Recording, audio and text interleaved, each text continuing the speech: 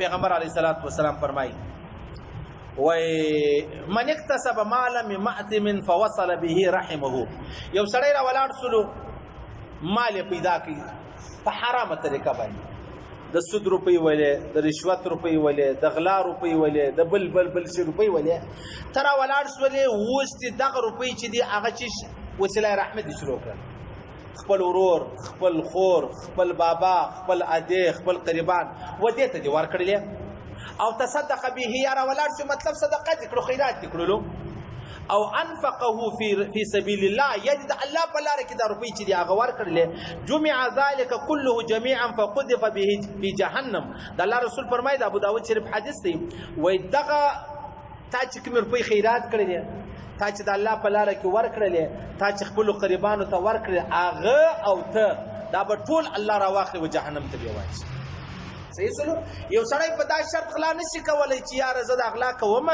بیا زه غریبانو تر کوم، دا جایز نه ده. زموږ په معاشره کې ډېر بدمعشان ستا، هغه د مالدارو خلکو څخه شی غلا کوي، وایي زه بیا غریبانو تر کوم. د مالدارو خلکو څخه شی غلا کوي، پورته کوي، په بدمعشي چې نه اخلي، بیا وایي زه غریبانو تر کوم، دا جایز نه ده. الله ته نه مکلف کړی د دې خبرې، بیا ته څنګه راولاړې دا کار چې دی هغه کوي.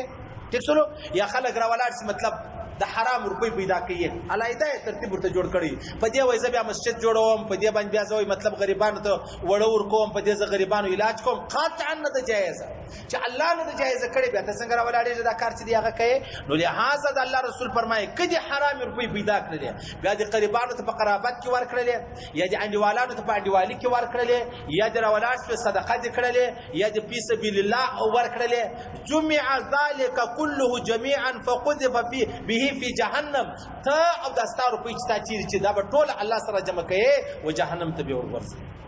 صحیح سلو. په ظاهره صدقه ده، په ظاهره خیرات دی، په ظاهره څونه لویه خبره ده چې یاره زه د یو مسلمان د یو غریب کار وکړم، لیکن دلته په اصلي حقیقت کې دا شی تا جهنم ته رسوي. روایتو کې راځي علما فرمایي که چیرې یو سړی راولاړ سلو حرام شی و حرام شی پیدا کوي، بیا هغه خیرات کوي، خیرات مردار شی و، د سود و، د رشوت و، بل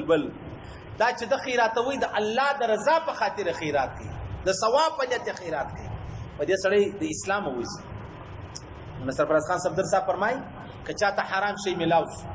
حرام روپۍ وي،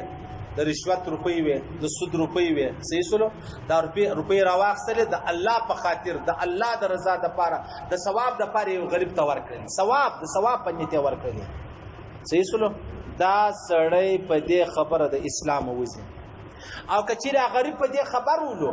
چې دغه پلاني حاجي صاحب سره روپۍ مرداري ورسره دي، بیا دی راولاړ شو د حاجي صاحب دا مرداري روپۍ و دا غریب ته ورکړلې د ثواب په نیت، او د غریب دعا ورته وکړه چې الله دې جنتي کړه، الله دې خیر درکړي، الله دې آباد در، الله دې ژوندی لره، دا حاجي صاحب هم د اسلام خارج شلو، چې دعا یې ورته وکړه هغه هم خارج شو د اسلام،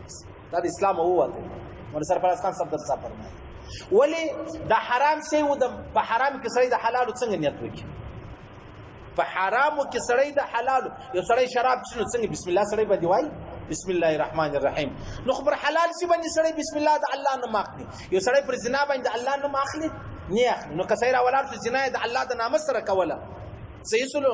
دا سړی به کافر کېږي که نه به کافر کېږي. د هغه رقم یو سړی راولاړ شو حرام روپۍ ورسره راولې، دی په دې خبرو چې دا حرام دي، په خپله په خبرو چې دا د سود یا د رشوت دی، غریب هم په دې خبرو چې دا د سود د رشوت دی، دی راولاړ شو د خیرات په نیت یې ورکړي، د خیرات نیت ورسره وایست، د خیرات معنا د الله د رضا دپاره یې ورکړی دی، او الله رب العزت په خپله رضا کې حلال شی چې دی هغه قبلوي، او ته راولاړ شو د الله رضا دې پر حرامو باندې کښېښوله، نو د الله رضا پر حرام وشول دا سړی د اسلام باندې صحیح سلو. او چې کوم غریب په د خبرو چې دا حرام ویل بیا ماشاءالله ویل بیا دعا ورته وکړه، هغه هم د اسلام سره وکړي. څنګه راځي کې خبرې دي، موږ خامخا یو سړی یهودي سلو، یو سړی نصراني سو، یو سړی قادیانی سو، یو سړی پرویزی سلو، یا دا خبرې هم سړی د اسلام باندې خو موږ نه یې په خبر، هر ورځ ما او تا د دې خبرو سره مخامخ. موږ یو وخت اجتماع روان درابین، نو پر لارې پنجاب پولیس را وګرځولو، خیر پیسې یې غوښتې، موږ ټول موږ داسې ملایان یو طالبان یو دا موږ اجتماع لرو، زو تا ته به دعا وکړو، هغه ولورو دعا مه راته کوه، بددعا راته وکړه، سره راته وکړه ما پیسې راوړه، بددعا راته وکړه، سره راته وکړه ما پیسې راوړه. موږ د پیسو سره کار ستا د اجتماع او دې سره زموږ کار دی یو سړی وایي وروره که حلال دي که حرام دي ماته دې چې خدای راکړي نور یې مه شوروه ٹھیک سره پر د حلال او د حرام فرق نشته پر د زنا او د کور والا فرق نشته پر د حلال او بو د شراب فرق نشته نو د دې او د کافر مابین کې بیا فرق سره کوم صحیح سره او دا خبره زموږ په ژوند کې ستا کنه به خډیر استا به خډیر و چې ګوته په وای بیا ګرد و د جهنم دروازې ته مخامخ درېږو بس خبره دا ده اوس نو زما صدر حد خو ما تا واورېدله یا د موبایل در حد خو سړی اوري باید چې دا شی ونه کړي کې یې